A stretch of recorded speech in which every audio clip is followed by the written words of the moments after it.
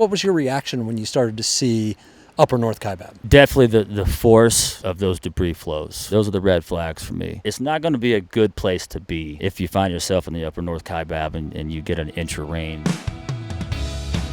You're listening to the Grand Canyon Hiker Dude Show, the voice of Grand Canyon hiking. Presented by hiKin, hiking packs and gear built to help you hike your best hike. Here's your guide, Brian Special. Well, you're about to hear more than you ever have about how the North Kaibab Trail was affected by the Dragon Bravo fire. Just about everything you'll hear qualifies as news, from the damage to the threats to the short and long-term future of one of the most iconic trails in the world. Adam Gibson is the trail supervisor for Grand Canyon National Park, and will be the one overseeing the restoration of North Kaibab. He's also the only person I've spoken to who's actually been on the burn-damaged upper portion of the trail and seen the damage for himself. Last Friday, I hiked down Bright Angel to meet up with Adam and his crew as they worked on a project in the Tapeats Narrows just below Havasupai Gardens, so you're going to hear plenty of construction noise in the background. But what you'll also hear is words of hope, renewal, caution, and especially uncertainty, as Adam and the park grapple with unprecedented challenges that affect rim-to-rim hiking and everything surrounding it, that all started with that fateful day last July when the world learned the North Rim was burning. This is the Grand Canyon Hiker Dude Show, powered by hiKin. See our front access hiking packs designed specifically for Grand Canyon hiking at hikin.club. That's HIKIN.club. What I can say from my perspective is that I was kind of terrified, and I wanted everybody up there to be getting out and getting around and evacuating safely, and I was very happy to hear that was the case. But it was very difficult. It was very difficult to hear because it's a small tight community, the Grand Canyon community, and it stretches out all over the local area here. But we knew people that were working that fire and the people that were up there, and so we had an understanding of what was happening, and that this fire had turned into a bit of a monster very quickly, and there were some people trapped up there, and I was very worried about them. Some incredibly terrifying situations. So I was thinking about them, and at the same time I was concerned about my own staff, and was very happy to hear they had all safely made it back to the South Rim, and one had fortunately already been out backpacking in some Utah wilderness at the time. So they were all accounted for. I was very happy to hear that all employees, both MPS and concession, everyone had been accounted for ultimately by the following day, and I was just very thankful. And at that time I had been aware of some of the extent of the damage, not everything, but we knew that it had been significant. When we started to figure out what was happening, I mean, it did happen so fast. There was an evacuation order. Next thing you know, the lodge is gone. The fire's burned down North Kaibab. It's burned much of the infrastructure on the North Rim. In those days, do you kind of look back at that? It's almost like surreal. Is that how you were feeling at the time? Yeah, it was kind of hard to process. I couldn't make sense of it. Especially when I'd seen some of the level of the devastation. It was pretty tough. I've been up there. A lot of the people, I've got about 12 people in my life that I'm close friends with that I had met for the first time up on the North Rim.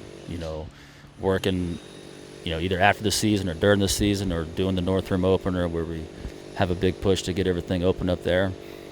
And I was thinking about just all the memories I've had up there, and just some of these places. Going over to the community room and just sitting down and reading in an old library, and some of the books I've read up there. I was thinking about that. A lot of the trees that I've watched for, off and on for 20 years, and have enjoyed their presence and being there with them. And knowing that a lot of those were taken out and gone. I mean, it was a lot of these facilities.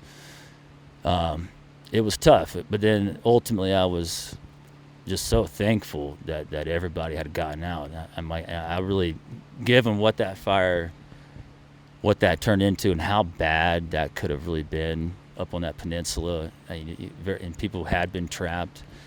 The fact that they had gotten out of there and everybody evacuated, I thought was just a miracle. I thought it was just a big win. I was like, my God, I was so very thankful that was the case. I do recall the Chimney Tops fire in the Great Smoky Mountains National Park back in 2016.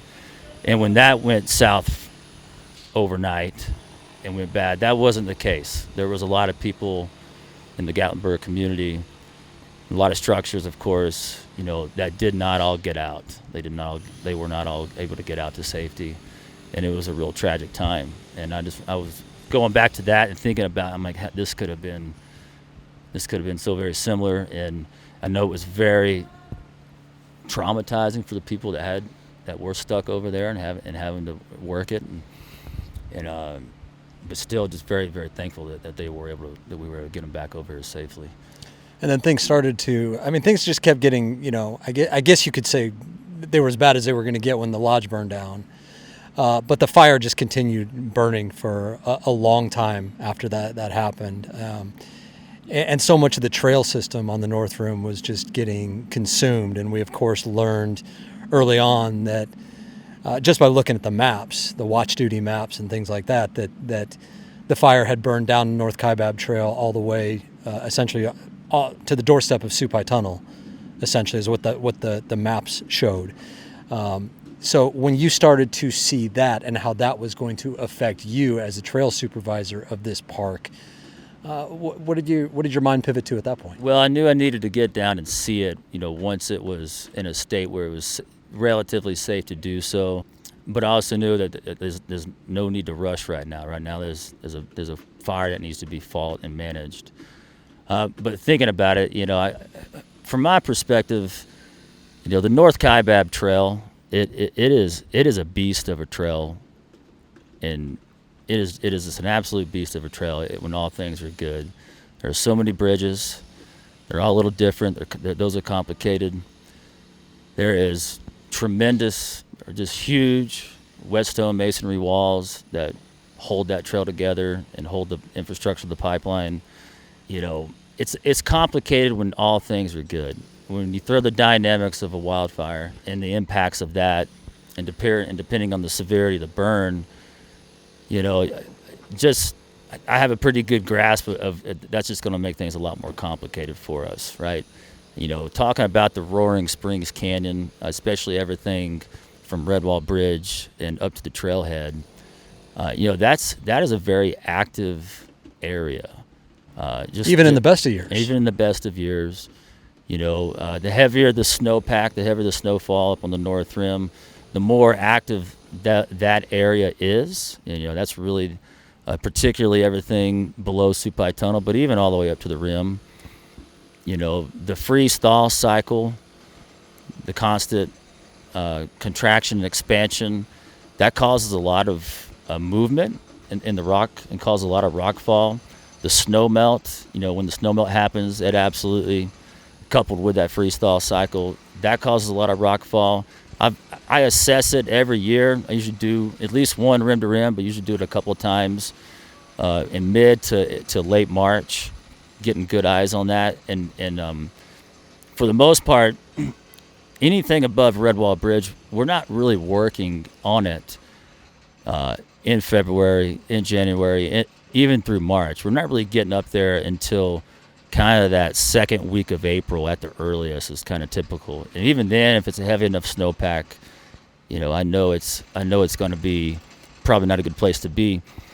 So I kind of come from this perspective of knowing that these are active zones for rock fall, that we have some problem spots with some of these springs that frequently take out some pretty large walls for us. And so seeing that there was some pretty severe burn that did get through there, it's an area of my concern because I know that vegetation, a lot of that vegetation is a source of a lot of the stability of those steep slopes. That I think people, when they hike a trail, they focus on the trail. and they're not really always taking in that bird's eye point of view of their overall environment that they're in. But for that trail and managing it and construction on it, you really got to take that bird's eye view and see where you are in the landscape, right, from the perspective of that canyon. And so knowing that there was some severe burn through the Coconino layer, definitely through the Kaibab layer, I know that we have a pretty daunting task. And having assessed it and seen some of the debris flows, they are very much a red flag to me. And you just saw this recently. Yeah, even recently. I was down there just a couple of weeks ago doing a rim to rim and checking everything out. There's a corner that we call, it's called Granny's Corner. It's a route that you can take to go through the Coconino layer.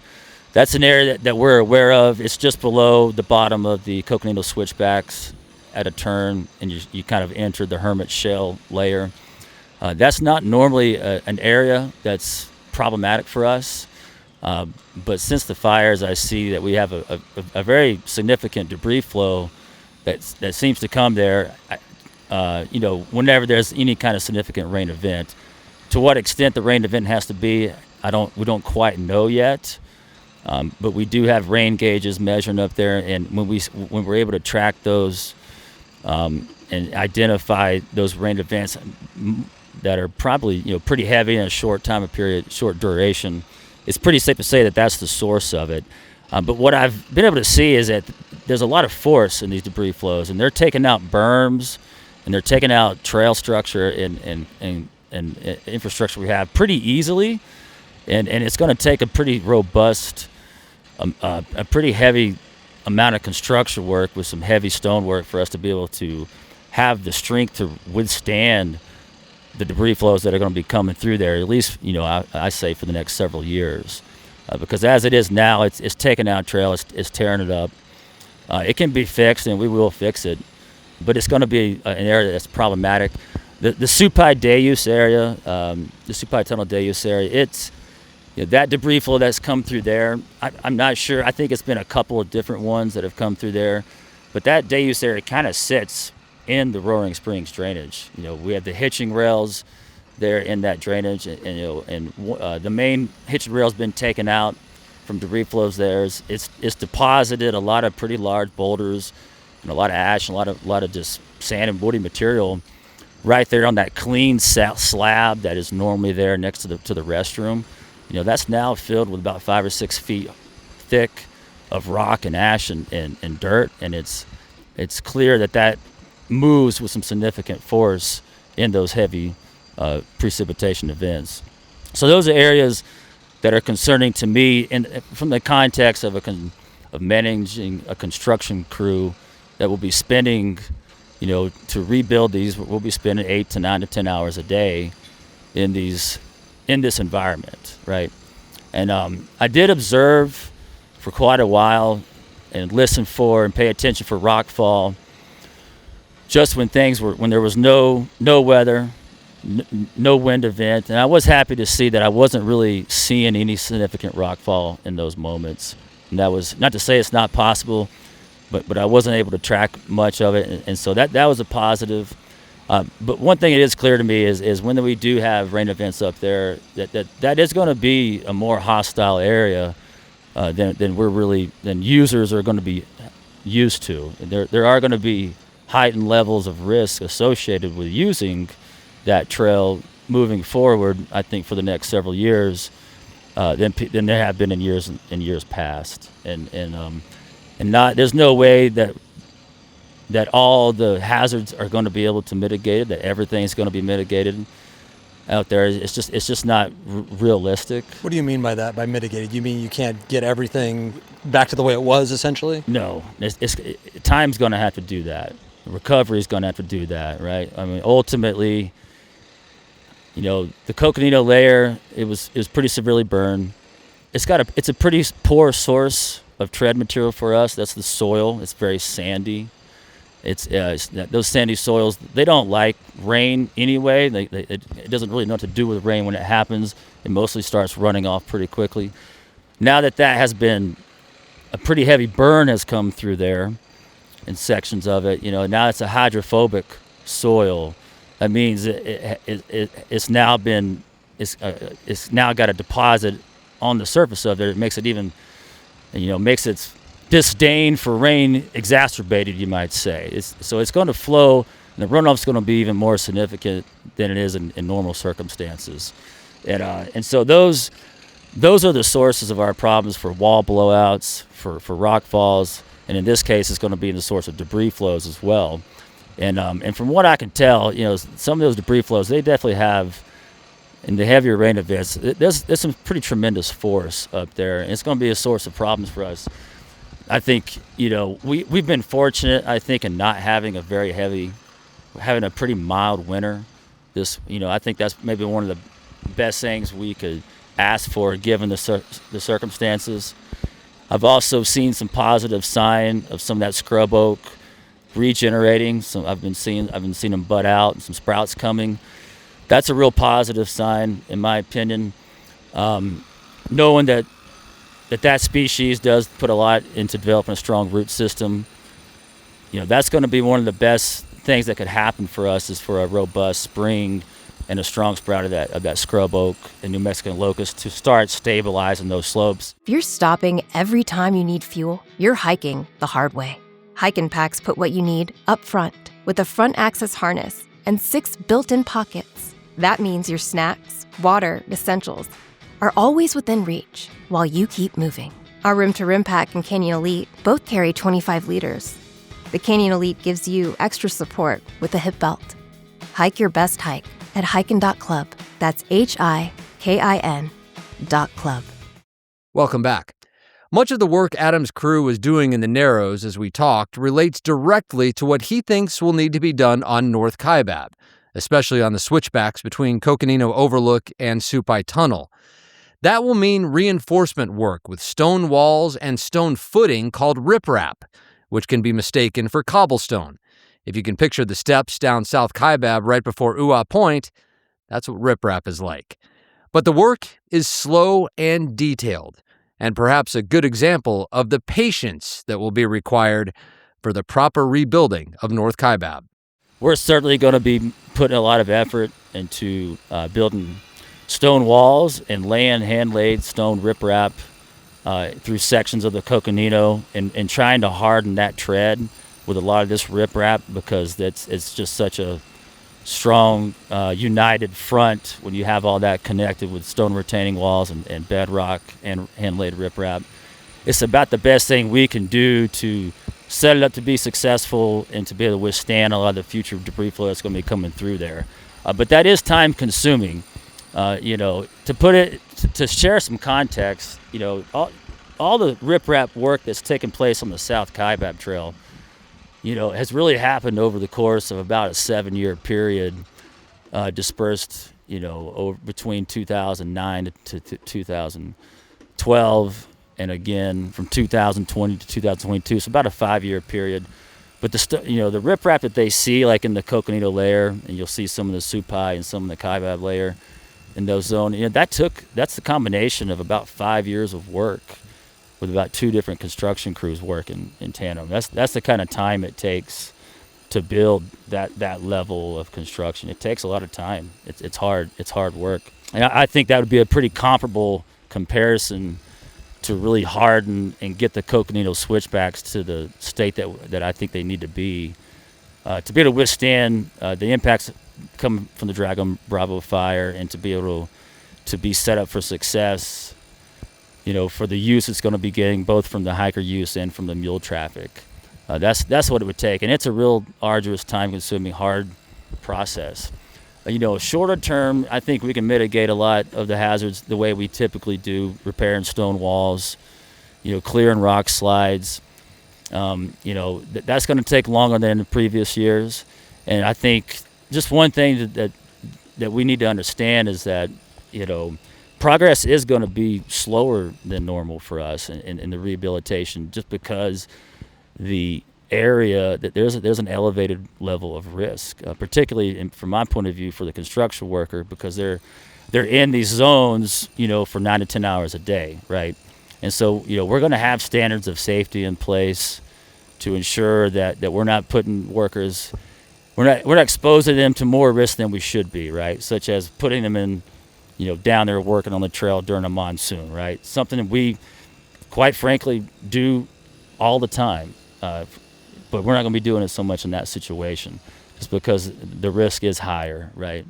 And and so we're going to be managing that. We typically stay out of that Roaring Springs Canyon area, and we don't have people roped up, working in harnesses and setting up rigging operations, rebuilding walls, above Redwall Bridge, in mid or late March because of that concern with the freeze thaw cycle and the snow melt runoff, right? And that's a standard that I intend to maintain even in this instance, because I know it works and I know it makes a big difference, So we're really going to be, we're working on the North Kaibab now, but we're working in lower portions of the North Kaibab, right? We're working, we're doing bridge maintenance, there was a lot of bridge maintenance that's needed going through the box.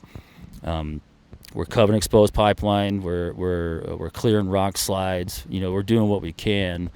But as far as being up above, like where the fire impact is that took place, we're not planning to be there earlier, even with this milder winter, because of those elevated levels of risk. So when do you think the first time that you'll be able to get to that section will be the burn section? We're hoping that we're really in there working, kind of in that April 8th to mid-April time frame. Ideally with a couple of crews is what we're aiming for. So it won't be an all-hands-on-deck thing necessarily. We have to contract some of this work out?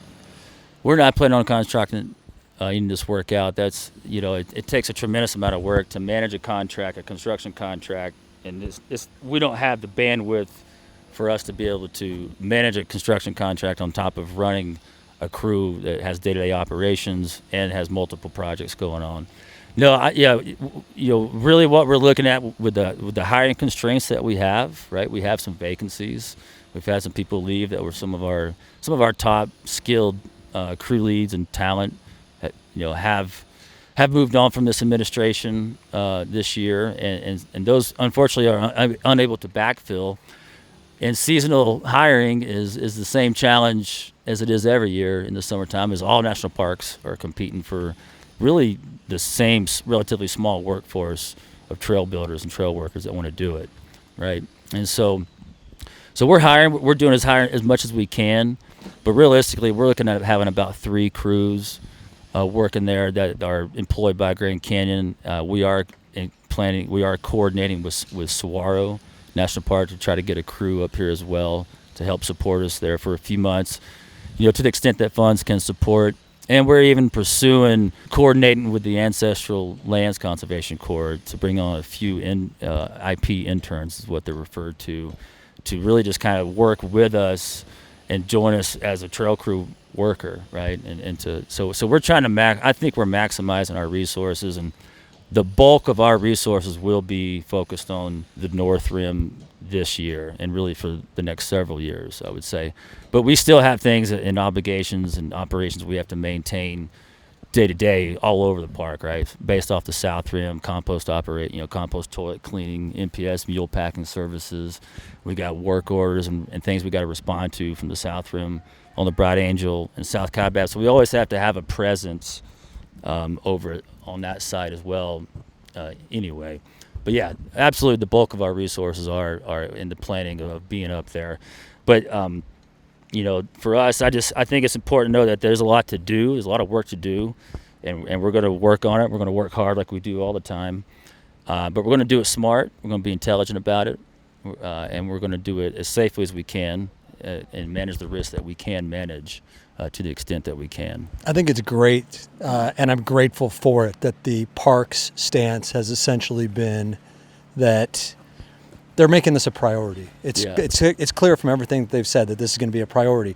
Rim-to-rim hiking is a big deal in the Grand Canyon. There are a lot of businesses, even I like to say even mine, is reliant on rim-to-rim hiking. That's what people come to the podcast for. They come to our Facebook community for, is for rim-to-rim hiking. And then there are, of course, Trans-Canyon Shuttle, Jacob Lake Inn, Kaibab Lodge. So many businesses rely on rim-to-rim hiking. So I'm grateful that the park is clearly making it a priority to get North Kaibab open sooner rather than later. But at the same time, when they say that, we're aiming for May 15th to start opening the North Rim, and I think hikers will look at that and be like, well, that means North Kaibab is going to be open on May 15th, right? And there's a lot of hope for that. Just open it. Let us deal with it, right? We'll deal with the hazards.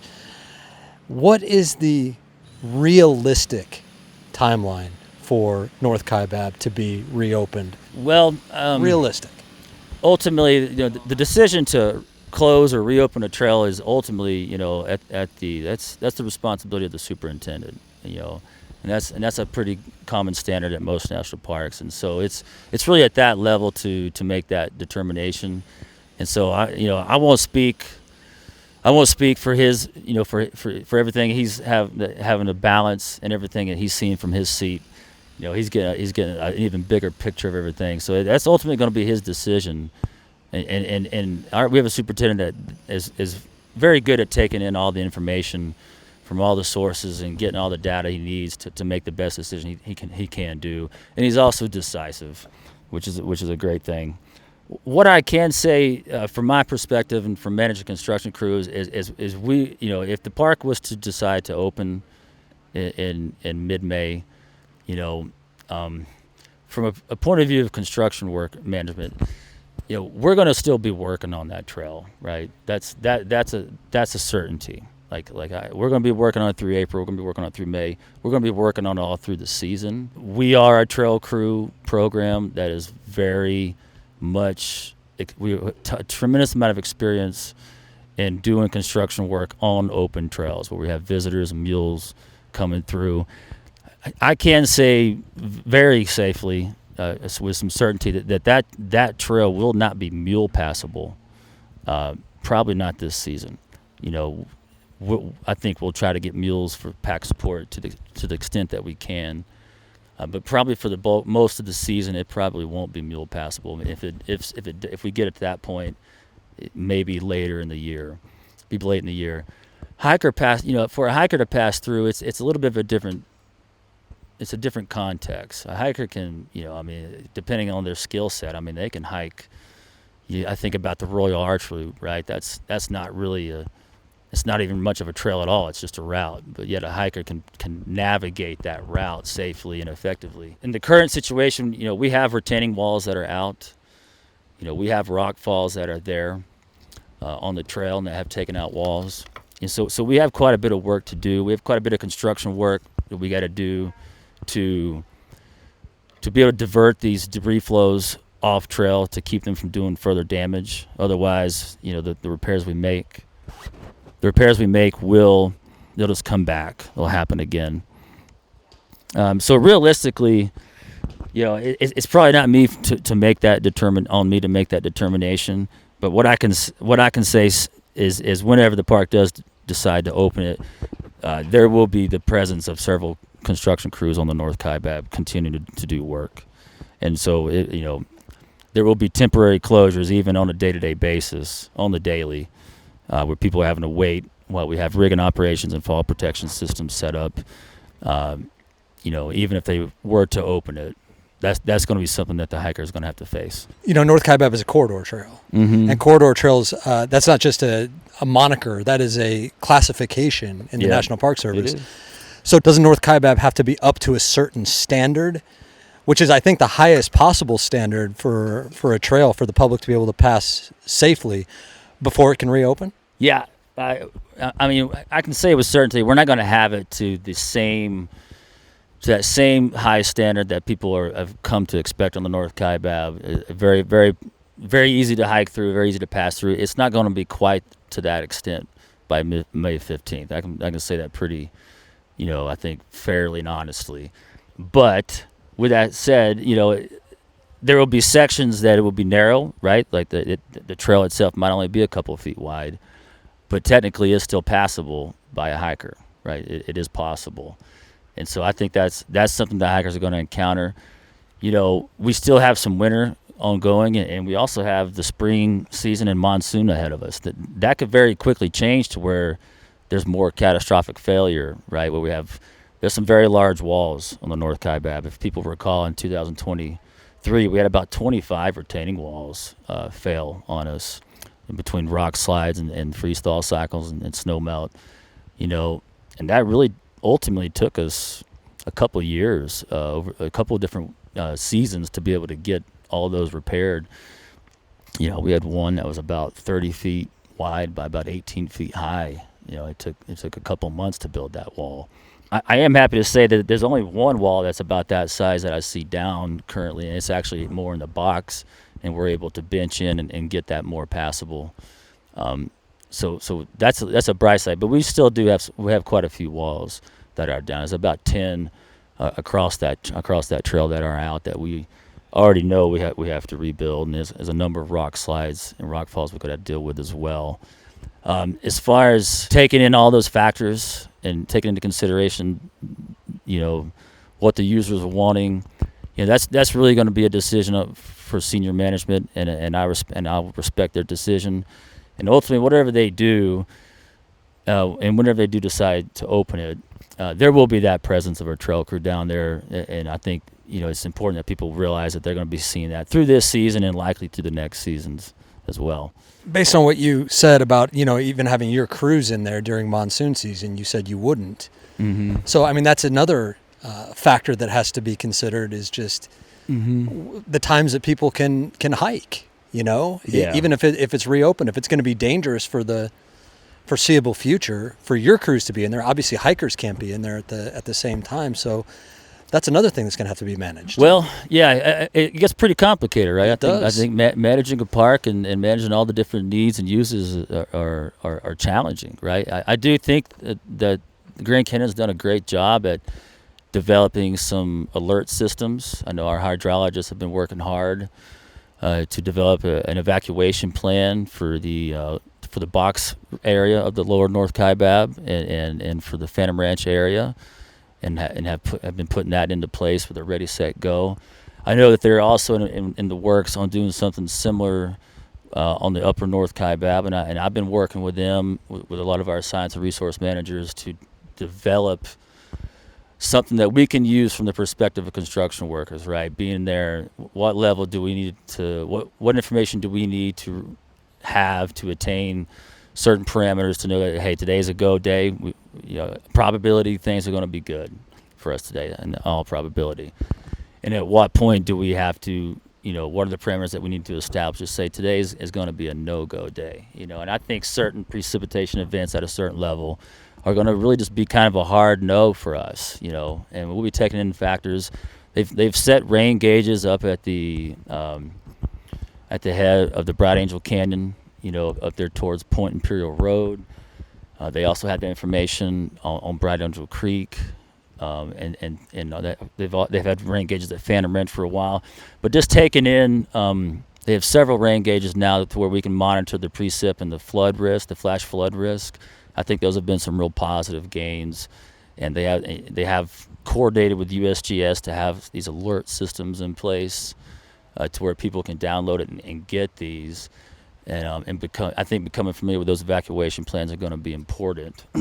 But from my perspective, it's not my decision on how to manage the visitor use of these trails, right? And so, but I've got full faith in our visitor and resource protection and our science and resource managers working with the superintendent's office to be able to develop a robust campaign to inform hikers and users that want to use this facility that there will be additional elevated risk associated with using the North Kaibab, particularly the flash flood risk in the lower sections and the debris flow and rockfall in the upper reaches of the North Kaibab. That's really the extent, that's about the best we can do to give people the best information they need to make the choices they want to make on whether to use these resources or not.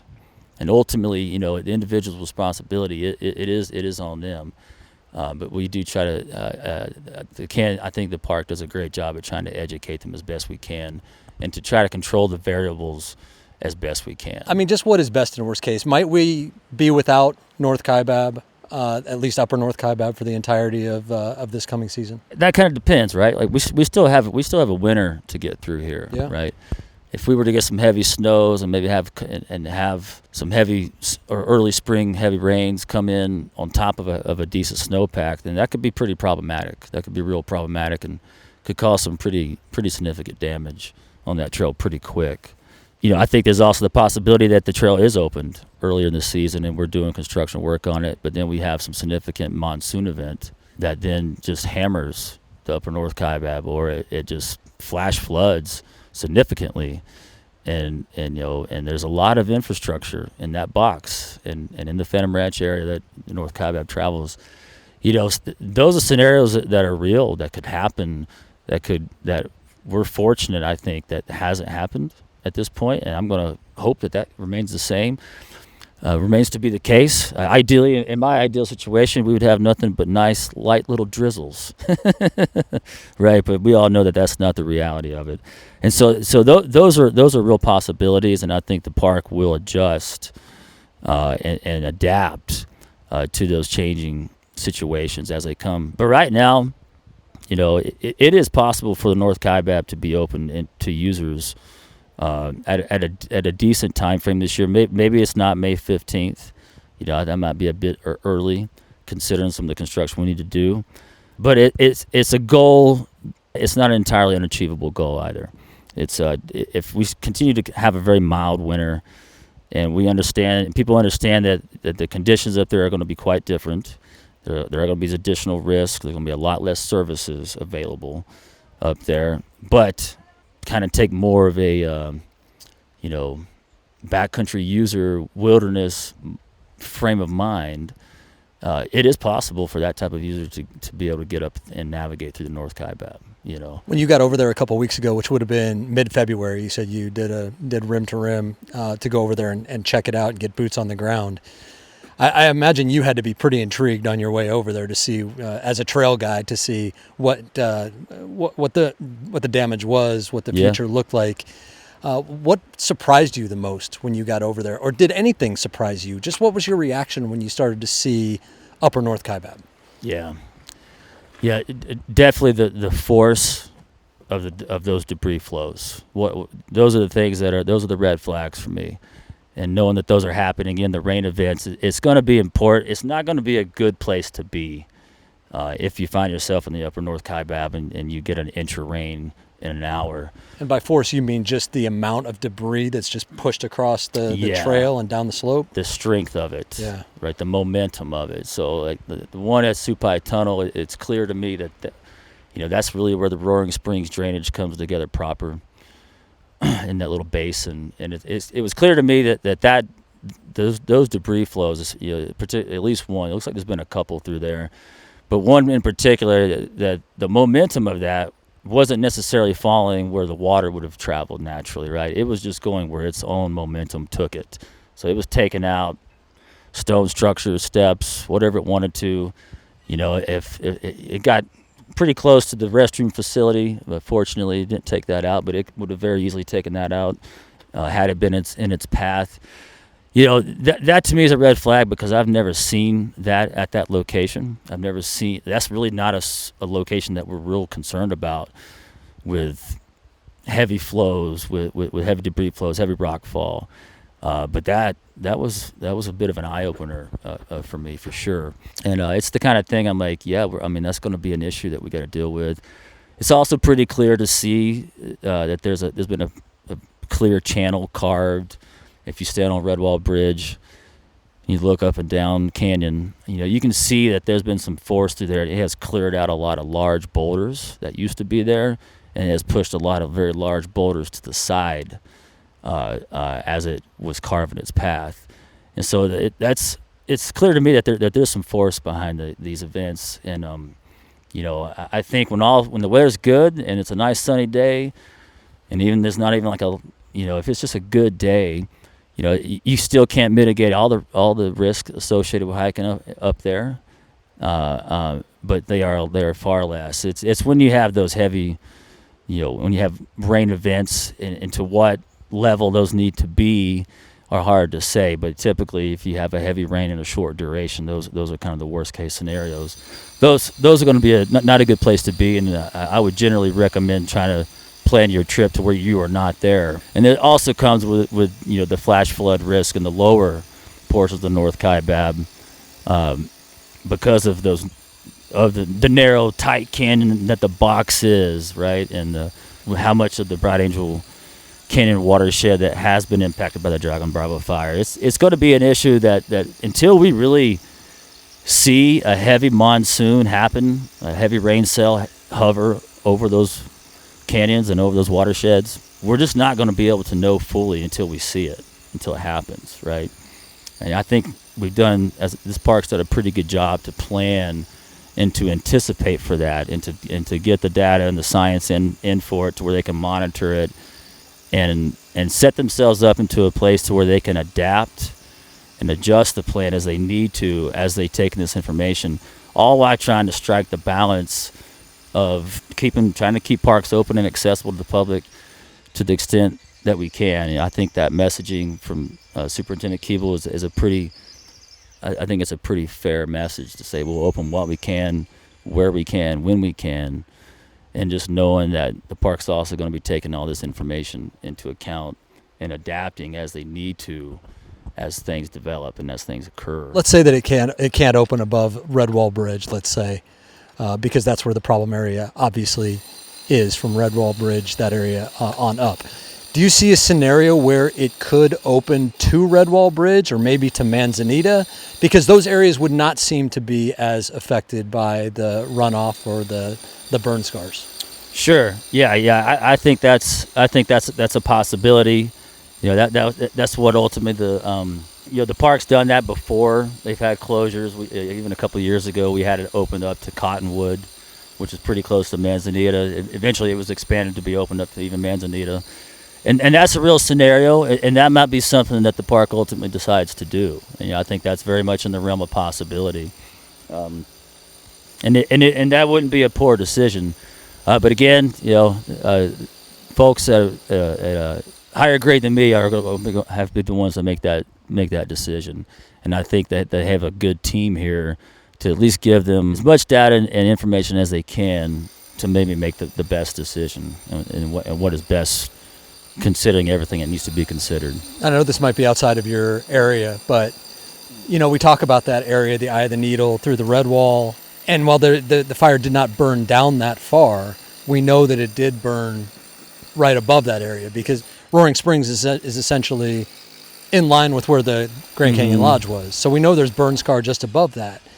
Would there be any risk of rockfall or anything from above that would threaten those areas as well? Yeah, it's something I've been keeping an eye on. I know it burned out there even up to the Bright Angel Point, and in those areas. And yeah, that could be possible if there was some heavy rain in those areas. That could trigger some debris flows and some rockfall, and that could be a possibility. I'm happy to say in that Redwall Traverse that it's really not there. There's some rockfall. There's one area that did get taken out by a rockfall and took out a little retaining wall. But for the most part, it's actually looking pretty good. It's looking better than in years past, than when we have like a heavy snowpack and we have the formation of those.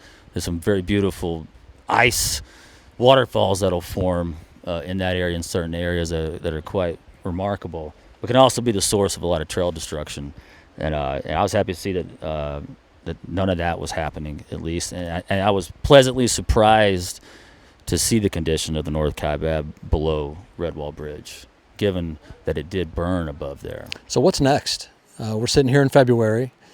The park has said officially that an assessment won't be done until March or April, but it sounds like you've been over there. Maybe it's not an official assessment. So what is next? Is an official assessment next, and you have to present that to management? What happens from here?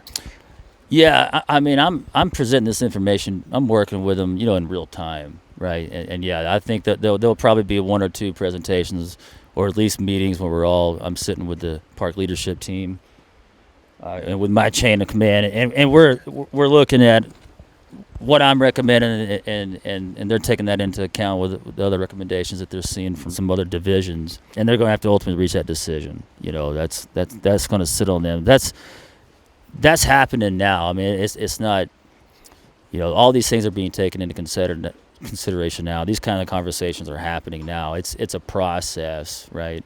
Because we got to figure it out. We got to run a park, keep things open as we have now, but we got to plan for like how we're going to rebuild this. And I think they're doing a pretty good job at looking at the long-term plan on the recovery of the North Rim, and the North Kaibab is an important component of that.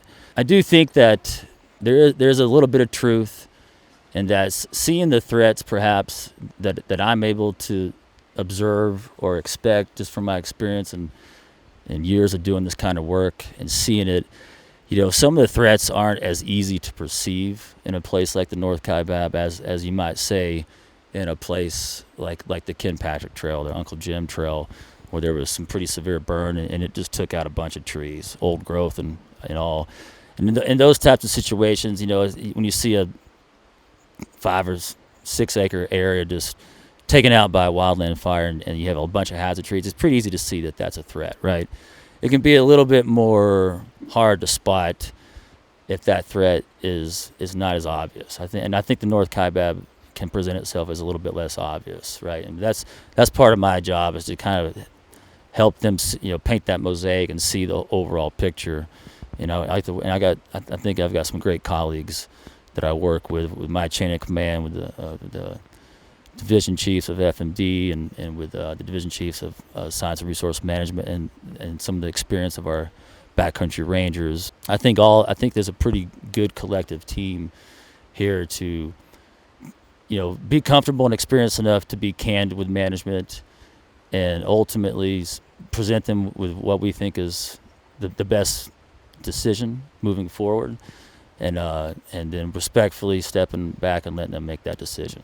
Do you ever look at this as, I don't know, man, this is kind of like legacy territory that you're about to enter into? I mean, the Dragon Bravo fire is something that will live in history forever as it pertains to the Grand Canyon. And now you're on the doorstep here of making a huge impact on getting an iconic piece of the Grand Canyon reopened. This might be something you tell your grandkids about 30 years from now. You ever think of it that way? I doubt it. That might have been a little too deep, but that's how I feel, man. Sure. I mean, I think that's part of that pride. These guys take pride in their work, and that's one of the things they like to say. Like, I'll take my kids down here and show them, hey, I built this wall. We built this trail right here. There's a lot of pride in that. I also see a pretty daunting task. I think it's going to be, again, we talked about that earlier. How like a lot of what I'm thinking about is like, hey, let's get the construction work. Let's do it well, and let's hit that right balance though, that we're trying to manage the risk and keep it as safe as possible for these construction workers, as well as the users, right? But my focus is heavily towards the construction workers as well, and so that's a pretty daunting task when I look at it for the next several years. I think we're going to be on the North Kaibab for the next several years easily, and trying to really build it up to the standard we want to see for long-term recovery and for long-term use. And I think it's going to be a lot of that heavy stonework that you've been hearing in the background here at this construction site. It's going to be comparable to what's already there. There's actually quite a bit of riprap already there that's been well done from years past, and comparable to what we see on the South Kaibab. That's really the kind of fix I see that's going to be needed through the Coconino switchbacks. And I think the longer term inconvenience is probably going to be the need to have a little bit lesser presence of mule ride presence during that construction, to be able to effectively achieve that. Because if you have too much mule traffic, we have to shore up the trail a lot more safely, a lot more robustly, you might say, than we do for a hiker to pass safely. For a mule train to pass through, we got to make sure everything's really dialed in, everything's really cleaned up and perfect and shored up for them to be able to get through there safely. So that slows things down quite a bit if you got to do that 5 or 6 or 7 times a day. Longer term, I see that as an impact. But I mean, long term, I definitely see the North Kaibab reaching a place to where it's, the people and the users of that place adapt to it, and they understand some of the new challenging environments environment that it is, but I do see a trail that they're going to be able to use and rely upon. And I do see a lot of those threats and hazards reducing over time. The more time, more we have, more winters we have, the more rains we have. A lot of that stuff will hopefully settle, and it will reduce that debris flow. And again, that real positive sign I did see of some of that scrub oak starting to sprout up. That was a real promising thing I seen, that I hope is a wonderfully robust, healthy spring sprout this coming spring. Last thing, we'll take out the crystal ball one last time here, Adam, and then we'll be on our way. We're sitting here in this exact same spot 1 year from today. What are we talking about? Yeah, it will be a success from my perspective if we have fixed and protected and set up that trail to the best of our abilities to be able to withstand some of the impacts that it's going to be facing for the foreseeable future, and we have done it, to a good quality standard that can withstand it, and that we have kept the people that built it safe, and they're going back to their families safe and sound at the end of every hitch, at the end of every tour. That'll be a big win for me. Beautifully said. You're a great leader. We appreciate your time, and just on behalf of the Grand Canyon hiking community and our community, we are so grateful for you and for your crew and for all the unseen hard work that goes into maintaining this place and building this place and keeping this place one of the 7 natural wonders of the world for all of us to enjoy. So your pride is evident in what you do, and just please know that we're all grateful for you. Well, thank you very much, Brian. Appreciate that. That was Adam Gibson, Trail Supervisor for Grand Canyon National Park. That was actually the second half of our conversation. We spent the first hour talking about his background and life on the Grand Canyon Trail crew, and we will have that as a part 2 next week. I am certain that you will love it. All right, let's break down what we just heard and maybe try to read between the lines a bit. It is clear that park leadership is in a very tough spot. They are under intense pressure to get North Kaibab opened, which is understandable, but perhaps not fair. What we just heard was a lot of uncertainty. The dry winter and far below normal snowpack might seem like a blessing, but it's really a classic double-edged sword, because it's also left the park unsure of how a proper snowmelt will affect the trail, and that's before we also see it tested by monsoon rains. Now, you heard Adam mention that he will not have his crew on Upper North Kaibab for safety concerns if there's any monsoon threat. So, what do you think that means for hikers? And while much of what we talked about was Upper North Kaibab, it also remains clear that there are serious concerns for all of Bright Angel Canyon, which starts above Cottonwood and runs through the Box and the Phantom Ranch area all the way to the river. We know the flash flood risks are increased because of burn-scarred watersheds on the rim and the drainages below it that feed Bright Angel Canyon. Heck, we even talked about the potential for rockfall into Roaring Springs Canyon because of burn scars above it. So when you put it all together, just about the entire 14 miles of the North Kaibab Trail make up one giant and potentially dangerous question mark. Look, we all want North Kaibab and rim-to-rim hiking to be available as soon as possible. But with so much uncertainty and the very real possibility of even more devastation that could put lives at risk, maybe it's in everyone's best interest for the park to just come out and be clear and be firm and announce sooner rather than later that Upper North Kaibab will remain closed indefinitely, that it's not safe for hikers, and that it will only reopen when there is confidence that it is. That would at least eliminate any of this talk about a May 15th reopening, which I know many hikers have latched onto. Look, you heard Adam say it would be a win a year from now if safety had remained the priority and his crew had all gone home to their families. Well, I think the same can be said for our hiking community and their families, too. Hey, let's continue this conversation in our Hike Club Grand Canyon Facebook group. I know many of you have opinions, and I would love to hear them. Again, that's Hike Club Grand Canyon on Facebook. Thanks again to Adam Gibson for all the time he gave us and to Joel Baird in the Public Affairs Office for facilitating. I think them agreeing to that interview answered a lot of questions and provided an invaluable service to the Grand Canyon community. And I know I speak for all of us when I say we are very, very grateful for that. All right, that is it for now. Again, more from Adam next week as we dive further into life on the Grand Canyon Trail crew. And Coach Arnie, he'll be back as well. Until then, my name is Brian Special, encouraging you, as always, to go hike the canyon. Take that first step. Embrace the journey. And when you get there, whether it's for time goals or taking your time, just hike your own hike and savor every step in the magnificent Grand Canyon. We'll see you next time on the Grand Canyon Hiker Dude Show, powered by hiKin. Please support the brand that supports this show at hikin.club. That's HIKIN.club.